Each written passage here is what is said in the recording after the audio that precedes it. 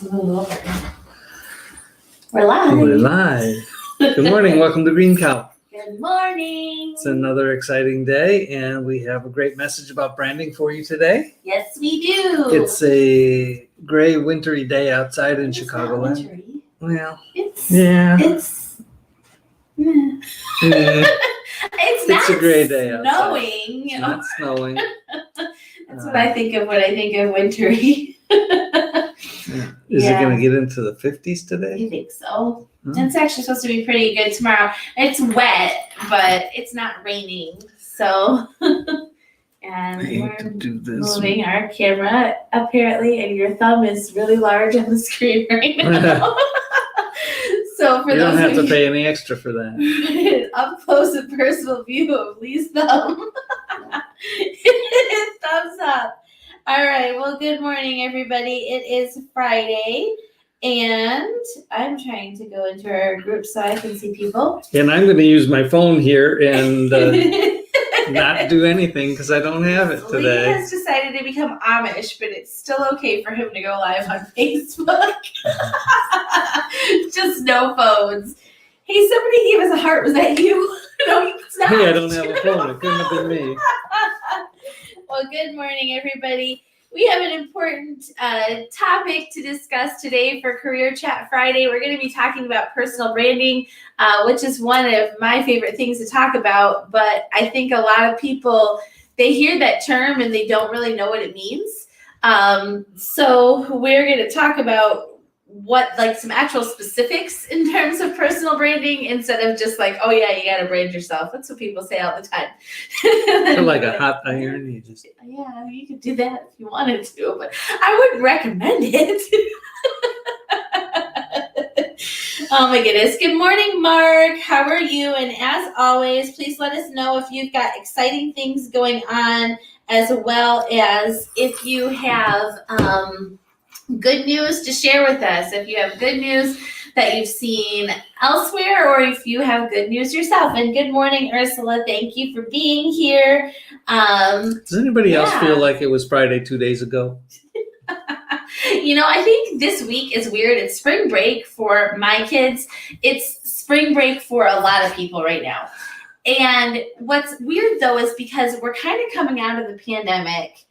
And so it's just been like a really weird year. Whereas like it seems like kids are off school every 5 minutes, and like the schedule is strange.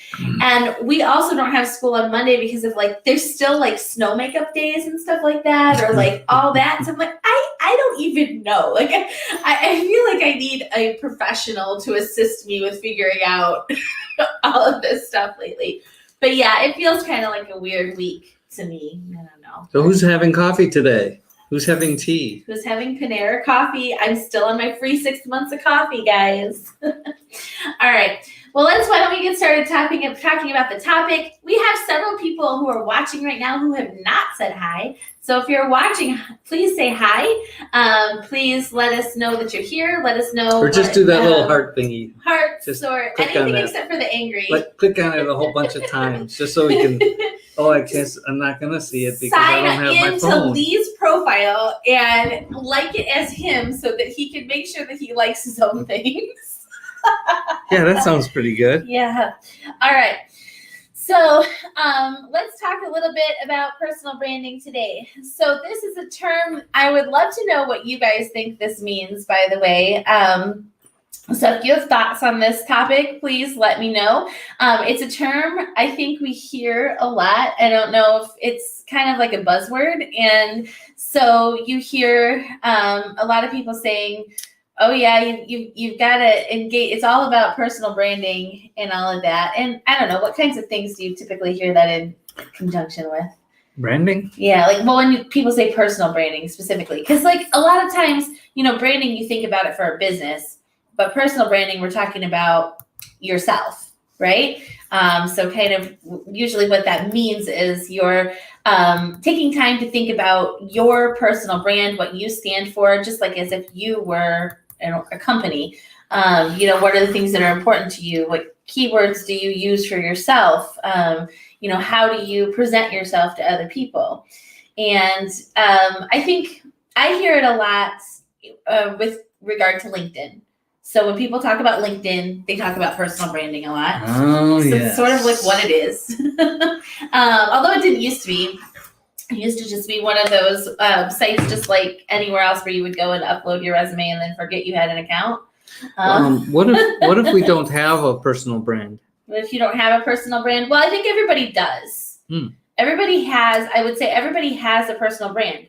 It's just like if you have a business and you're out there and you're like, well, yeah, I'm not really doing any marketing, but you really are. You're just not thinking about it. Like there's people are going to have a perception of you. You're out there doing something. So I believe everybody does. It's just some people are intentional about it and some people aren't. Very intentional about it. Some people are very people on LinkedIn. Some people on LinkedIn, not everybody on LinkedIn. So I'm curious to see what other, I don't know. There's a word in there. If you were an attorney, you could create that word. Where, whatever. Where, what for, whatever. Okay, Shakespeare. Anyway, so I'd be curious to see where you guys are also hearing this buzzword. So I know, a lot of times we do hear about it on LinkedIn. We hear about it a lot as a career coach. It's something that, if you go to like a seminar about career transitions and things like that, you're probably going to hear that word tossed around a little bit. It's something that a lot of times you hear about when you're trying to like create elevator pitches and things like that. When you go through any kind of program like that, you might hear that word. But the thing is, it's really broad. And so what I kind of want to talk about is, to me, like what you can break that down into. So what are the things you need to create a personal brand? Well, just like I said a minute ago, I think everybody has one. We are, people have things they think about us. It's are you controlling that message that you're sending, or are you just kind of like letting anybody else decide? Right. And I think it's even more important now that we make so many of our first connections online. Oh, yes. So, and it's in like all areas of our life. I don't know, maybe it's not true for everybody. And let me know again if there's like where you guys are making connections. But I make a lot of my first connections with friends and with potential clients and with people that I want to collaborate with. I make most of those online. And so because of that, I think it's really important to control the message. So many people, we've talked about this in like some of our Cow Talks groups before, about how it feels like people fit into two categories with what they post online. Either they post everything, like you're the over poster, like you get mad about something, the first place you go is like Facebook or Twitter or something like that. Hopefully not LinkedIn. So like people that just post every single thing, and that's like the inclination is for them to post every single thing. And so that's where you get people that are like over posting, and it might not necessarily be bad stuff, but sometimes it's just not really the image that you're trying to cultivate. Sometimes it's irrelevant. Sometimes it's not like, it's confusing, right? The message that you're sending. If you're just posting about all kinds of things and people don't have any idea what it is that you actually do and what you stand for. Okay, so that one's not me. So what's the other one? The other one are people that like don't want to post anything ever. So I think that's kind of you. No, there's the third option here. Well, the third option is the better option, I would say, is where you have a happy medium. But most of the people that I work with tend to fall into one of those two categories. It's either like I'm just posting every single thing that jumps in my brain, or I'm going to post one thing and then I'm not going to post anything else for 6 years. I post every week. Yes, you do. You do well with that. But the idea is that for both of those issues, or both of those types of people, all three types of people. You should be trying to create a presence online that aligns with the vision you've created, the person that you've created, the persona you've developed, your personal brand, who you want to be known for, whether you have a business or you're looking for a career, who you are as a professional. And that it's important to understand who that is and to make sure that what you are doing online lines up with that so that it's not confusing and so that people have an easier time approaching you. And so that's kind of the basics of personal branding. And for a lot of people, that means you have to be kind of selective about what you choose to present. Sure. Because we all have like lots of things that we do and like lots of things we enjoy. And it's okay to be even on like a platform like LinkedIn posting or putting some information out there about those things because it makes you interesting.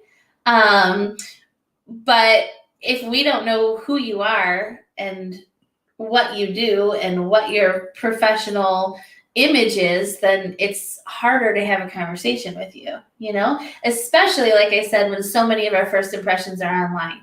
Because in there's some of this going on now, but like, you know, in the past, you would normally meet somebody maybe at an event or something, and you'd talk to them and say, you know, what do you do? And then that person would have something they'd say.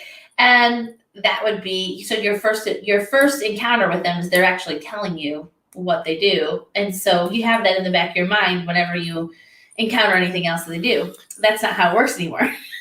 We're encountering the social media stuff first a lot of times before we actually have a conversation with somebody. So it's really important that that social media stuff lines up with. It sounds like a lot of work. It's not really. It's not really. No, I don't think so. So, I mean, there's people that really enjoy doing this, and they have a lot of different places where they're at online, and they, you know, have a big social media presence. And one of the things I said in the description is, does it matter if you're looking for a career transition or if you have a business? Does it matter? Like, there are things different that you need. And the answer is kind of yes and no, in my opinion. Like, I think everybody should have a LinkedIn profile. How much you want to use it, it's up to you. I feel like everybody should have one because it's one of those things that you don't want to miss out on potential connections. And you can kind of sit there and leave it. You don't have to go and post on it every day. I don't know. What do you think? You disagree with me on that? I don't disagree with you on that, except I think I would qualify everybody as everybody who's interested in engaging with social media or online anything. A lot of people still don't engage with that. And so I don't want them to feel like they need to be on LinkedIn tomorrow or today if that's not who they are or what they do. And that's okay. But this audience here is generally connected.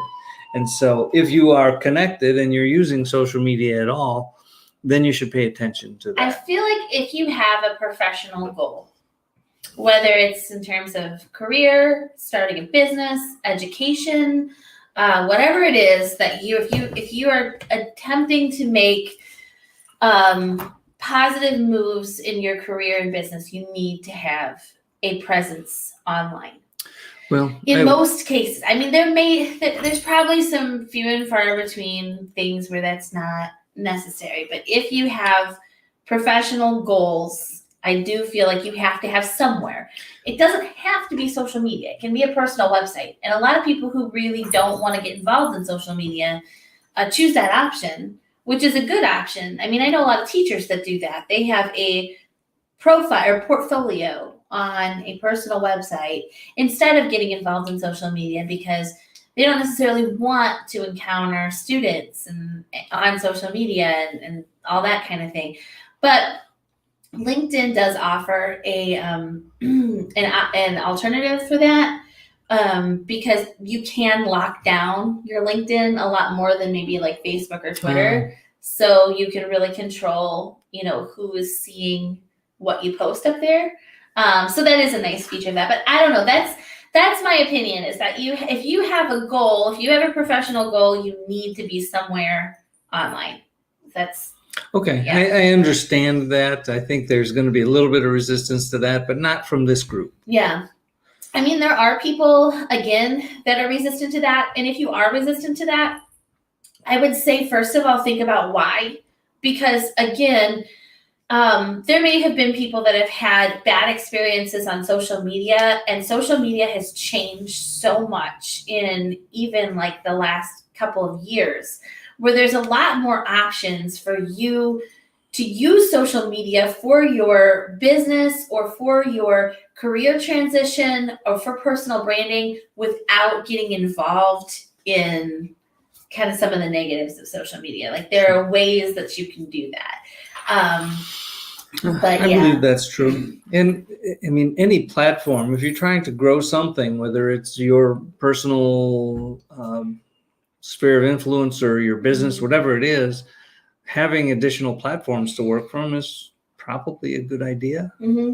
Yeah, so I would say that everybody needs at least one platform. And I would recommend that it be, again, we're talking about personal branding. So not talking about your business here, because if it's for a business, it might be a different platform. But for personal branding, I recommend that it either be LinkedIn or a personal website.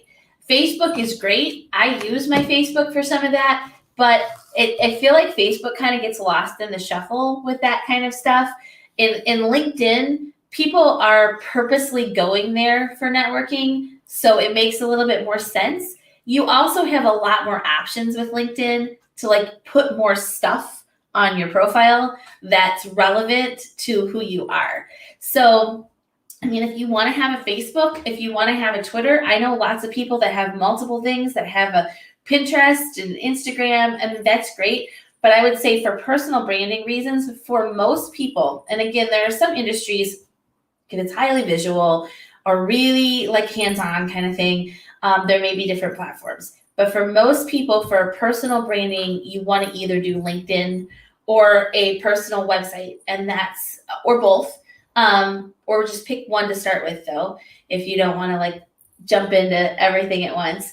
And I would say that that's true no matter whether you have a business or are looking to make a career transition or both. I think that those two things are really important to have. And you don't have to, they don't have to be like super fancy, but the fact that they exist, I think is important. Can they be super fancy? They can be super fancy if you want them to be. A lot of people really enjoy that and they have fun with it, but I don't think that you have to do that. But I do think it's really important that you at least have those two things. So it seems like this is a pretty quiet day. It's Friday. And I also forgot to post our reminder, so that could also be true. Oh.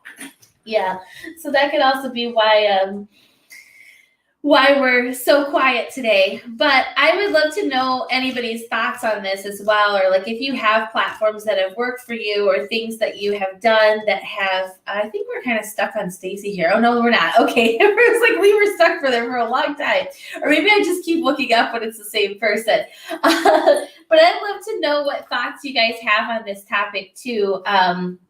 In terms of like if you've done something that's worked for you, if you have something that has not worked for you in this area, if you have particular questions about like what to put on those different sites or use different or platforms that you use. But I would say, you know, there's things that you want to have offline too, always in terms of personal, that was Ursula. She says, I find that I emphasize slightly different angles on my personal brand and different platforms. I'm with you on that because different platforms are for different people. And also, it's kind of like your resume, right? You have, almost everybody has some kind of a resume or document that shows, you know, different work that you've done. You customize that for different people.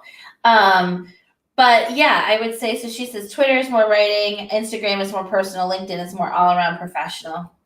I mean, Twitter is, if you're an academic, if you're a writer, if you are somehow involved in pop culture, Twitter has a whole different space just for those areas. Like, I mean, there are a lot of academics and writers that have whole Twitter spheres. And, you know, that's where they go to talk about that kind of stuff.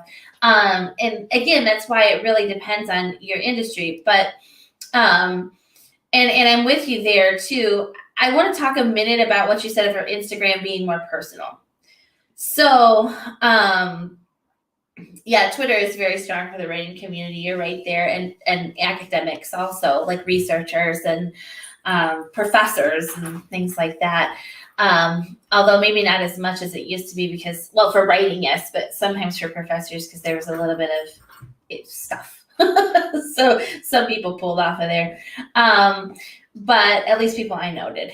But I want to say for personal use, let's talk about that for a minute. So your social media, you use it mostly personal, professional, or a mixture of both? Seems like it's mostly personal, but I only use Facebook. Okay. But you have a LinkedIn because I wrote it for you. I do, because you wrote it for me. And yeah, it's just, for me, who I am personally, Mhm. I would like to develop a little bit better, but it's mostly, I would be happy to hear from anybody who kind of knows me. Most of what I do is my word for the day, and that's about virtues and love and peace and all that kind of good stuff. And that is the person that I want to Mhm. be. And so, and the other thing is, I don't like to spend a lot of time on social media. I mean, we do this. I do my word for the day on Facebook Live as well. We're on StreamYard today, but yeah, I don't really like to do it. I think I would be happy to hire somebody, but that takes my character out of the writing. Mm-hmm. Well, I think your word for the day, people really like it. Well, they seem to. I get good response from good. it. Yeah. But as much as anything else, it's for me. It's a reminder for me to think about good things every day, and so. So yeah, what I kind of wanted to say there is with the personal stuff. So if you use social media personally, you I don't should be using Instagram or Twitter. Or no, actually, what I was going to say. So Ursula uses her Instagram for more personal stuff. Some people who are like in highly visual industries will use their Instagram more for professional stuff, and then have a Facebook that's for personal stuff. I know people that have two Facebooks. One that's just personal, and it's just it's closed down, and it's just a small circle of family and friends. Or they'll have a group that they use for that. They have like different names on Facebook, like one that's a nickname or an acronym or something like initials or something like that. And then one that they use publicly. But the reason that I wanted to talk about that a minute is because I'm more of like a holistic personal brander, and I know you kind of are too, with like that word of the day stuff in. So you mix a lot of the personal stuff with what you're doing professionally because they're related. Okay. And I do that also because it's true for me too. But that might not be true for everybody. And I just want to say, like, I know that that's a question I get, is a lot of people get hung up on, but I've been using my Facebook for personal stuff, and I don't necessarily want to make it business or whatever, and I don't want to make it focused on my professional things. And I think that that's okay. It's okay to dedicate a platform to just personal things. It's okay to have an account that you dedicate to just personal things. It's okay to do a holistic situation like I do, where I'm talking about personal and professional on Facebook. And then my LinkedIn is mostly just professional, although I do move some of the personal things in there when it's relevant. It's okay to do those things. What's important is that you think about it a little bit and make that decision, make a conscious decision about it. So I'll give an example. I was working with somebody who had a really good following on a personal platform she was using personally. The work that she wanted to start doing really resonated with her audience in the personal platform. Okay. It was really related to kind of everything that she talked about personally.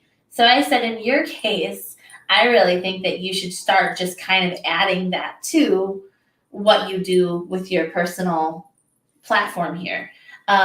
Because you have an audience there that's paying attention to that, and it's relevant to what you want to start doing professionally. And, it was a situation where she needed to get a client base. And I said, this makes more sense in that case. It worked with someone else who said, I want to use my Facebook just to update family and friends about kind of what things I'm doing. And so in that case, I said, yeah, you should definitely. And then she had a couple of businesses also. I said, you should really have one that's like, you should lock it down and make sure it's only, friends only friends can view it. You're only admitting people that or that, are friends of friends, that kind of thing. Can we go back to your first example for a moment? Yeah. So you were suggesting that she bring some of her professional stuff into her personal page? Okay, that's how I heard it. Yeah. So I just wanted to make sure that because it was relevant. Because what she wanted to start doing professionally really resonated with her audience and stuff she'd already been talking about, but she just hadn't been saying, yeah, I do this. So she started adding this professional stuff or whatever her business is, or it was a personal business. Yeah. She started adding that into her personal, was it Facebook or? Yeah, Facebook. And did it in fact grow her client base? I mean, it did. Process? Okay. It's in process because she's still trying to figure out some things about what she actually wants to do. But it did. She got inquiries about it. She got people reaching out to her, which was really cool. But the point that I wanted to try to make is that when we talk about personal branding, it's important to have somewhere where people can find you online. It's important to have like a platform, something. I'm going to go back to that. I feel like if you want to grow professionally, if you have a professional goal, in almost every situation, you need to be somewhere online. But I also want to say that those who are using a platform for personal stuff, it just, make sure that there's not a conflict there. Conflict with your professional platform. Your personal platform, whatever you're using for personal social media, make sure it's not in conflict with your professional. This goes back to a story you used to tell about surfboards. Yeah. Okay. So, actually, that's a good illustration. Can you tell? Do you want me to tell the surfboard story? Yeah, it's simple and it makes a lot of sense. Okay, so let's say that Joe is an accountant and he's trying to grow his accountant clients. And when you type in, Joe Smith, don't actually do that on Facebook because you get 5 billion people. But when you type in Joe Smith on Facebook, you find actual real Joe Smith over here, the accountant. But everything that you find about him, almost everything you find about him, is about surfboards because he likes surfboards too. And you find very little about the fact that he's actually an accountant. And that's a problem because now people are confused. Are you an accountant or do you like surfboards? Now, it's totally okay to be both. I mean, and if you want to make that a holistic branding strategy, I'm the surfing accountant, cool. But we're going to be confused if we find your personal stuff and your professional stuff and they don't seem to mesh up. Yeah. Or if your personal stuff is just very distracting from your professional stuff. Yeah, I like that illustration. It's a good one. It's simple, and we can all do that without too much trouble. Good morning, Patrick. It's nice to see you here. Are you in the country? Patrick's always all over the place. It's probably somewhere warm. So, I mean, another thing to say here about this, though, which is that if you have a business and you have or if you have multiple businesses, or if you have a business and you have a job, that's also something that you have to be a little bit careful about. Because I work with a lot of people, again, who have some sort of a side business, or they're involved in some sort of a side business, or they're doing some kind of consulting work, but they also have a full-time job. And sometimes if your stuff about your business is all over your branding, and you're trying to make a move in your career, it's going to cause a conflict Hmm. because sometimes, when employers or recruiters are looking at that, they're thinking this person is too busy. They're involved in this consulting, involved in this business stuff, and they're not really. I mean, they're not serious about actually wanting to grow in this particular field. I've even had some clients recently get actual questions on interviews about how much time they spend consulting if they put something like that on their resume or if it's out there on LinkedIn. So you have to be careful about some of that stuff. And similarly, if you own multiple businesses and they're in no way related, I know some people that are involved in that, like they have a restaurant and then, they also kind of go out and do some sort of like business coaching, and they're not necessarily related, or it doesn't appear that they're related. At least that's the bigger challenge there. We just don't want to be confusing. Mm-hmm. There's all sorts of ways to do it. And I work with a lot of people who have done so many really cool things. And there's a way to tell that story in a way that is interesting and engaging and fun. There's also a way to tell that story that is really confusing. And no one can understand. I like the idea of the former way. I need help with that personally, I can tell you. Yeah, well, we're working on some of that. And it took me a long time, too. I mean, come on. There's all kinds of stuff that I did that was all over the place. Good morning, Chrissy. Good morning. And I see some other people have just popped on, too. Say hi and let us know. Let us know what you're doing. Let us know if you've got questions about this topic. Patrick, I think you're an example of somebody that has a really great, clear personal brand. Yeah. Patrick Mark Smith. too, I think. Mark too. Yep, absolutely. Jackie, are you commenting? I don't even see you. Jackie must be here somewhere, but I didn't find her. I don't have my phone. I can't see who's here. Or maybe he's just responding to Jackie being up here. That could be too. Jackie is up here, and there she is. So I want to say, Patrick, though, you are. Hey, Carrie, how's the weather in Northern California? Probably much better than out here in Chicago. So I want to say, Patrick, you're involved in trading and investing. Your personal branding strategy is awesome because, I always see you no matter what platform you're on, no matter where you're chiming in, it's consistent. Patrick is always sharing that stuff. And we also know your values too. Like I know that you spend a lot of time with your family, and that's really important to you. And you like to travel, and you like to go places that are warm. And you share those pictures of that kind of stuff too. So he says he's responded to the sponsorship board. So yeah, cool.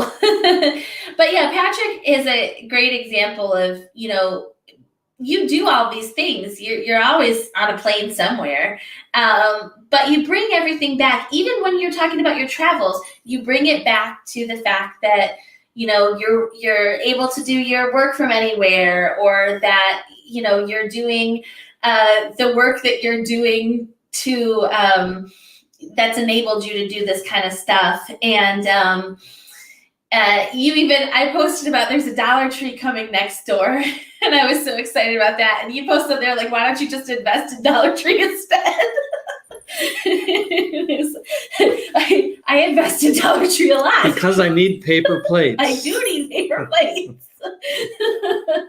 Carrie said that she just left Homewood, Illinois, and is from California and never leaving again. I've only been to California once, and I will tell you, of all the places I've traveled in the United States, I have traveled outside of the United States, but in the United States, California is the one place that looks so different to me than like other cities. Right? So you haven't been to North Dakota, San Francisco. Right? I'm talking about cities. Let's say it was cities. San Francisco is where I went in California, and the city of San Francisco to me looked so different than other cities. And I've been to a lot of cities in Canada and United States, and they seem very similar. I mean, there's the different landmarks, Sure, I they're get very similar. But San Francisco was the one that I was like, that is totally different. So it just seemed different. And there's lots of hills, and I got car sick. So, yeah. But yeah, Patrick, giving back to the community, yeah, that's something that's pretty consistent through your messaging too. So that's a great example of somebody that's out there. And Patrick does a lot of things, and he's a fun person, and he's fun to talk to. But everything is pretty much gets back to his branding strategy of who he is and what he does, and how he wants to help people. So I think, and Karen's on the board behind us too. She's one that's fairly consistent with her branding strategy also. So, just be thinking about what is the message that I want to portray, and how do I do that throughout my various platforms so they're not in conflict with each other. And Becky is the one that I know she's an example of someone who does a lot of things. But again, she manages to weave them together. And sometimes you have to do that. But you can do that, again, through various platforms, putting your settings in different ways, having different documents for different, just like Ursula said a little earlier, different platforms for different types of things. You might have multiple documents. If you have a resume, if you have like a one sheet, and you kind of customize those for different areas, and all that is completely fine, but everything should draw back to the main message. Yeah. Well, that's great. So Patrick, we all want to be just like you. But Patrick is a good one to look at if you're kind of wondering, and Mark too. Yeah. Mark is our budget boot camp guy. And everybody knows he's the budget boot camp guy. And Patrick said a little bit earlier that the sponsorship board works back here. It totally does, because I got a text message from somebody also the other day who was watching a video that said, hey, have you heard of this Mark guy? I was like, yeah, I know Mark. But Mark, the budget boot camp, that sounds interesting. So it works, right? So Carrie says San Francisco Bay Area is the best that she's traveled around the States. Nothing is better than home. Yeah, I only got about 48 hours in San Francisco, but I actually won a contest. I won a business contest, and I got to go out there. It was really fun. But one of the coolest places that I went to, I wanted to go to Alcatraz, but I couldn't because they were like booked for eons. But I went to Fisherman's Wharf, and that was really cool. Actually, I enjoyed that. And then there's a picture on my website of me holding this giant crab that I made friends with. Fisherman's Wharf. You made friends with? Yeah, but he was dead. Cool. Oh. Okay, yeah, Patrick says Mark is the man. So yeah, there's all kinds of strategies for this personal branding, but the reason that I wanted to talk about it is just because so many times when we hear that word, it just seems so abstract. Like, well, for people like me, when we hear that word, it's not abstract, but it sounds like a monumental task. Mm-hmm. And so how does one get started on developing their personal brand? Is that something that you have an opinion about? I do. That you want to share? Yes. So I think the first thing that you need to do when you set out developing your personal brand is to sit down. We went through this with Cow Talks. We have a group called Cow Talks, and if anybody wants to know what that is, you can send us a message and let us know. We have like a little mastermind that we do. And one of the things that I had everybody go through was to sit down and write. I had like 14 questions, and they wrote down just like everything that they could think about themselves. Like they just kind of like put it out there on paper, and then took all this stuff and refined it down into like a paragraph about who they are. Now I'm a writer, and so that is kind of fun for me. Even if you're not a writer, I like to say that you start the personal branding by going from here to here. So start by just either writing, or you can record it. Like, you can just talk. It doesn't have to be written if that is a hurdle. I know it is a hurdle for some people, and that's very real, and that's okay. Or you can do voice to text also, because those are getting better and better. Although Deb's Auto, that's a problem. Now you have to explain that. I tried to send him a message about Dubsado, which is the software that we use, and it said Deb's Auto, and he was like, "What? Where are you? Are you okay?" So yeah. But voice to text usually works pretty well. But what I like to do is just start with just doing a brain dump of all the things that you are or that you do, everything that makes you you. I even had fun questions about there, and like things you like to eat and music you like and stuff like that, and just everything you can think of about yourself and what you do professionally, and throw it on a piece of paper, and then narrow it down into what you actually want to portray as part of your brand. So, what are the main messages there? And so you start with this pages, like a couple of pages of stuff, and you get it down to a paragraph. That I like to call the personal branding statement. You can also even then go a step further, and you should have a 1-sentence personal branding statement. But I would say that's where I like everybody to start, because it's hard to go out there and actually represent yourself on various social media platforms, or through a resume, or through a one sheet, or through a bio, or whatever it is that you have to create. It's hard to do that when you don't really know what it is you want to say. So start with that. Start with narrowing it down. And remember that sometimes the fun, quirky stuff about you is totally part of your personal brand. And sometimes it's not. Not everything has to be part of your personal brand. You can do things that are that are fun for you and not make them part of your personal brand. And then you can choose to make things part of your personal brand. The importance is that you should be strategic about it. And the situation that you're in is definitely going to impact that. If you're in kind of like more of a button down sort of industry, then, you might need to be a little bit more buttoned down with some of your personal branding. Or if that's who your clients are, or if that's who your target is for an employer. If you're in an industry, or your target is something that's a little bit more abstract and fun, then be a little bit more abstract and fun. It all just kind of comes down to choices. But I really do say that that's where you got to start with that narrowing it down into sort of one little paragraph about, this is me and this is what I want to do.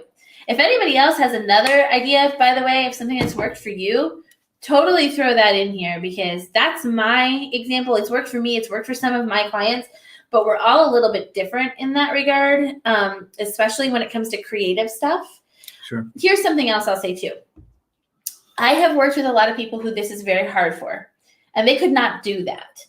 And what really worked was me interviewing them and just asking questions and questions and questions and questions until we could get to something. So you can ask me to do that, or you could just find someone else to like kind of have a conversation with, and make sure you're either recording it or you have like you're taking notes so that you can get down to who it is that you are. Yeah. I think that's great stuff. So I think we've gone a little over as usual, but it was good conversation. And I thank you all for participating. It's a good comment. Patrick mentions ask yourself the why. Right. Yeah, that's super important. I mean, if you have to have a good why, otherwise you'll lose passion. You just won't be able to continue for any great length of time. Carrie says that's good practice for interviews too. And yeah, absolutely it is. But sometimes too, we can do an interview that's just getting information, and then we can do an actual practice for interviews also. Let me say something here too, it's kind of related to Patrick's comment about the why.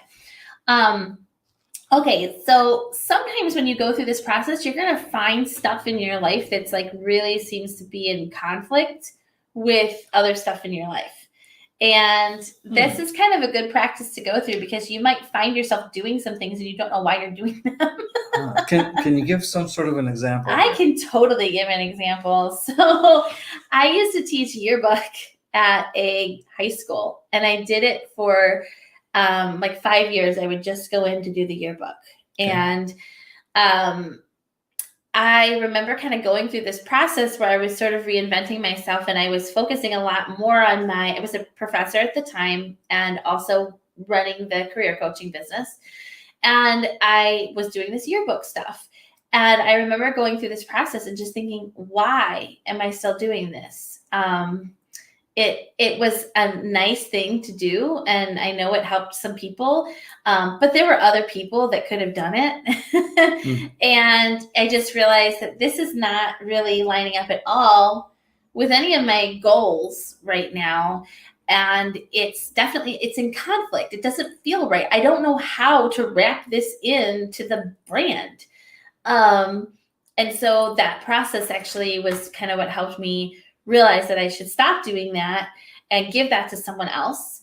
And people have done that now for me at that school, and they're doing well with it. You know, it's not like, and it also isn't, you know, if you find those things, it's not a good idea to just be like, done with most stuff. If you're volunteering or if you have a gig or something like that, maybe find someone else to do it first. Don't just like disappear. But I mean, unless it's something where you can't do that, there are some things. But that's important. That the why there just wasn't there. You know, there was not, the why didn't make sense. And the actual work that I was doing wasn't related. So going through this process helped me to identify that and realize, you know, this really wasn't something that I should be spending my time on.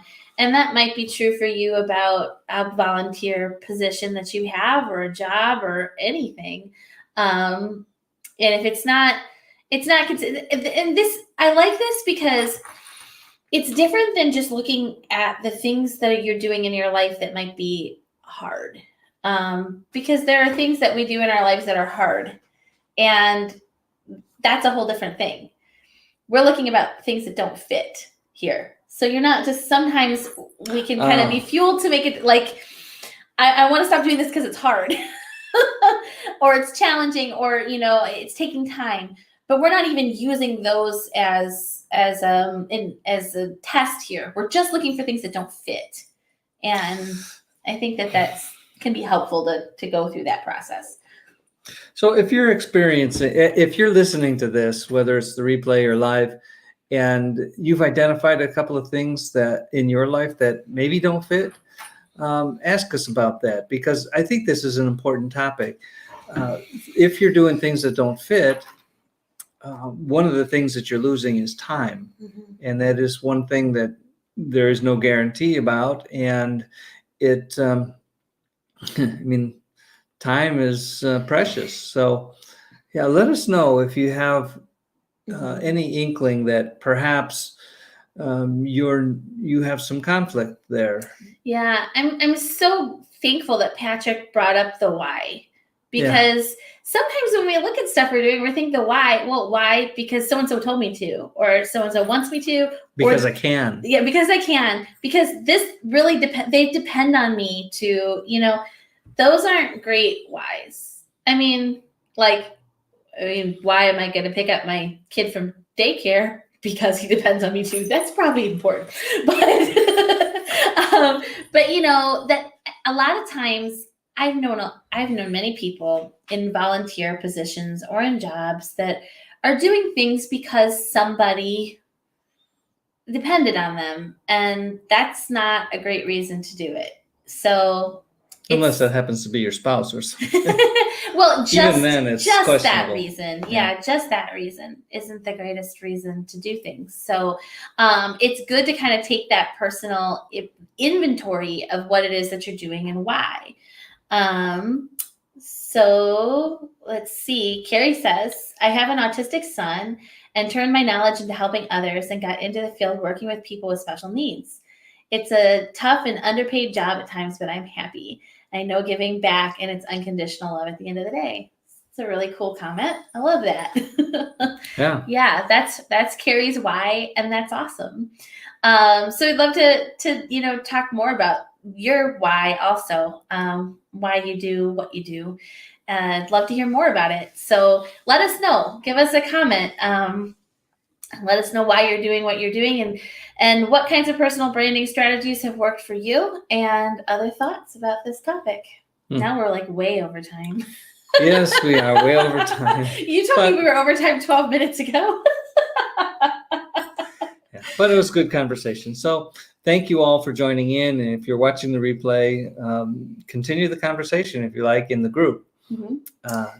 So if you want to get in touch with us, if you have questions about career transition or starting a business or growing a business, we have a link in our description. You can click that, book a time to talk with us. We'd love to hear about what you're doing. And if you want to join the people behind us who... There's people behind us. There's people behind us.